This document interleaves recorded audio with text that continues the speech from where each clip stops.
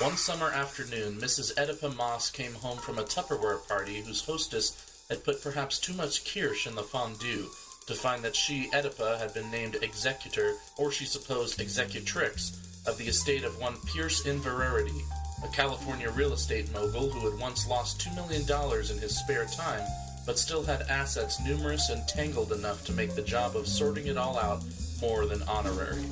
This is the opening sentence of Thomas Pynchon's shortest novel, The Crying of Lot 49. Is The Crying of Lot 49 a postmodern novel or a parody of postmodernism? I'm no literary scholar, and this is my first book by Pynchon that I've read, so I won't pretend to know. What I do know is it's a hilarious book and already an all-time favorite of mine. It's just that good.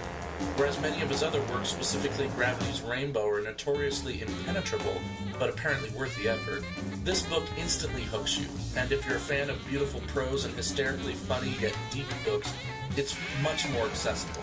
After housewife Oedipa Moss discovers she has been named executrix of her ex-lover Pierce Inverarity, she finds herself on a journey that takes her away from her home and her husband, disc jockey Mucho Moss, to embark on a hallucinatory odyssey across Southern California on an obsessive search for truth in a conspiracy-laden fever dream filled with paranoia and postage stamps as the omnipresent, enigmatic symbol of an historic underground mailing system follows her along the way. Featuring faux British-speaking American rock bands and other increasingly eccentric characters with names like Dr. Hilarious, Manny Depresso, Genghis Cohen, and Mike Fallopian, the book reads like an even more gonzo version of a Coen Brothers mystery film.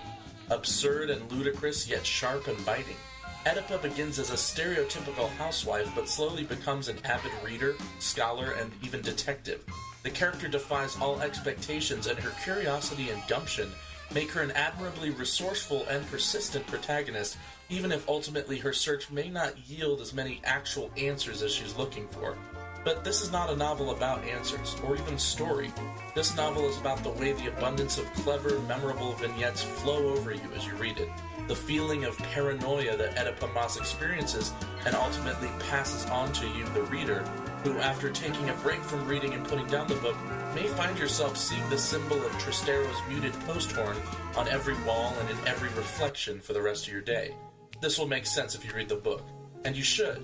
As someone who is only recently finally attempting to read many of the great literature I've always wanted to, I couldn't be more happy to have started with The Crying of Lot 49.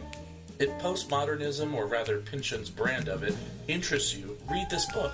It'll inspire you to read more, to experience more works of art as labyrinthine, enigmatic, and again funny as this. I don't know if I'll ever find such a work that captures the exact feeling this one did, but I will keep searching, because it is the journey that matters, the obsessive search. But don't be paranoid.